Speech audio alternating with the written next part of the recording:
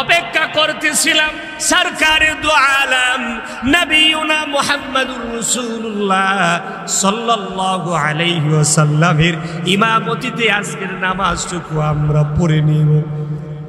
আম্মা জান আয়েশা কি বলে, মাথাটা উঠায়া দাও, নামাজের দৃশ্যখানা দেখি। সাহাবায়ে কেরামরা দীর্ঘক্ষণ অপেক্ষা করলো, নবীজি আসে না। আল্লাহর নবীর সাহাবী আবু বকরের ইমামতিতে নামাজের সিদ্ধান্ত নিয়ে নিল। নবী আসবে না, নবী আসবে না, নবীর জায়গা থেকে দাঁড়ায় ইমামতি করবে এমন যোগ্য ব্যক্তি আবু বকর ছাড়া আর কেউ নাই। আবু বকর রাদিয়াল্লাহু তাআলা আনহুর পিছনে দাঁড়ায়া সমস্ত সাহাবায়ে কেরামরা ইমামতির পিছনে নামাজ আদায় করবে, তারা দাঁড়ায়া গেল। আল্লাহর নবী তাকায়া তাকায়া যখন নামাজের দৃশ্যখানা দেখতেছে, নবীর চোখ বেয়ে বেয়ে পানির ফুটা। আল্লাহর হাবিব এভাবে কষ্ট করে নামাজ প্রতিষ্ঠা করেছি।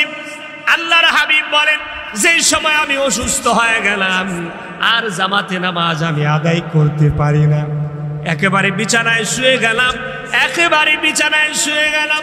যে নামাজের জন্য এত কষ্ট আমি করেছি, ওই নামাজ আমি দাঁড়ায় আর পড়তে পারি না।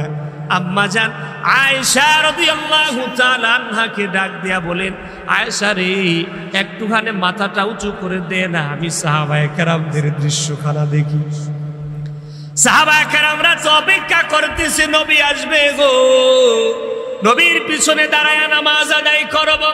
আল্লাহ পাক রব্বুল আলামিন কুরআন নাজিল করেছে আমার আপনার কলিজার টুকরা নবীর উপরে।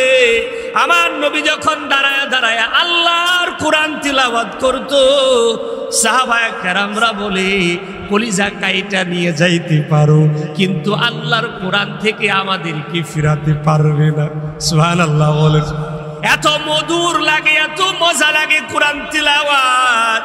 আমার নবীর জবান থেকে যখন কোরআন তেলাওয়াতের বাণীগুলো সাহাবায়ে কেরামের কানের মধ্যে ঢুকতো, সাহাবায়ে কেরামরা বলে, কোরআন তেলাওয়াতের এই শিনুষ্ট এই আওয়াজটুকু শুনলে পরে কলিজা ঠান্ডা হয়ে যেত। সাহাবায়ে কেরামরা বলে, অপেক্ষা করতেছিলাম সরকারে দু আলম নবিয়ুনা মুহাম্মদুর রাসূলুল্লাহ সাল্লাল্লাহু আলাইহি ওয়াসাল্লামের ইমামতিতে আজকের নামাজটুকু আমরা পড়ে নিব। আম্মা জান আয়েশা কি বলে, মাথাটা উঠায়া দাও, নামাজের দৃশ্যখানা দেখি। সাহাবায়ে কেরামরা দীর্ঘক্ষণ অপেক্ষা করলো, নবীজি আসে না। আল্লাহর নবীর সাহাবী আবু বকরের ইমামতিতে নামাজের সিদ্ধান্ত নিয়ে নিল। নবী আসবে না, নবী আসবে না, নবীর জায়গা থেকে দাঁড়ায় ইমামতি করবে এমন যোগ্য ব্যক্তি আবু বকর ছাড়া আর কেউ নাই। আবু বকর রাদিয়াল্লাহু তাআলা আনহুর পিছনে দাঁড়ায়া সমস্ত সাহাবায়ে কেরামরা ইমামতির পিছনে নামাজ আদায় করবে, তারা দাঁড়ায়া গেল। আল্লাহর নবী তাকায়া তাকায়া যখন নামাজের দৃশ্যখানা দেখতেছে, নবীর চোখ বেয়ে বেয়ে পানির ফুটাগুলো পড়ে। এই কিছুক্ষণ পরে আবার দেখতে পাইল নবীজি মুস্কি মুস্কি হাসি। সুবহানাল্লাহ বলেন। নবীজি প্রথম যখন তাকায়া রইছে, ওই সময় দেখে যে নবীজি কান্না করে মন বড় খারাপ হয়ে আছে। আবার কিছুক্ষণ পরে গিয়ে দেখে নবীজি মুস্কি মুস্কি হাসি।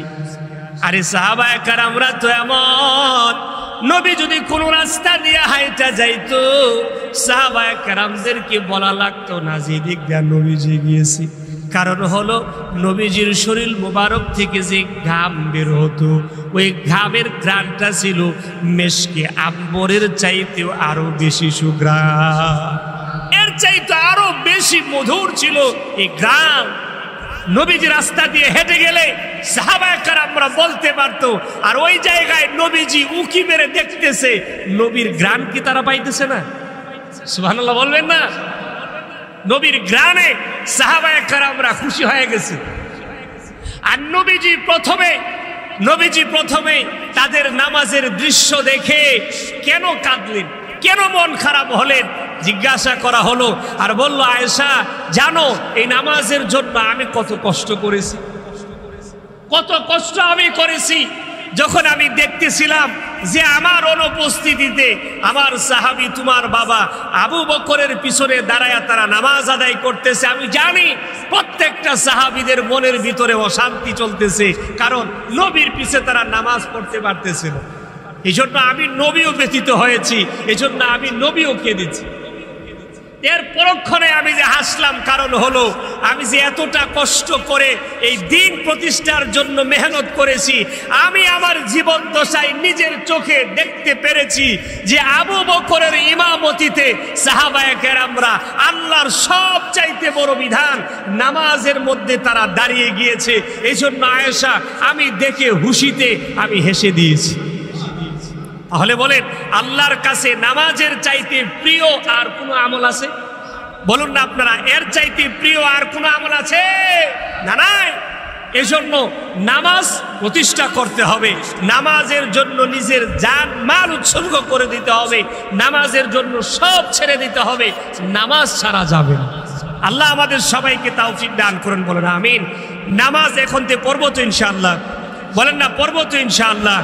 আমরা নামাজ পড়বো, বাকিগুলা ছাড়বো। মানে হলো এই ছাড়া ওই ছাড়া না, যে নামাজ পড়তে আসলে যেগুলো আমাকে ধরে রাখে ওইগুলো ছেড়ে দিব, নামাজ ছাড়বো। আল্লাহ আমাদেরকে তৌফিক দান করেন, বলেন আমিন।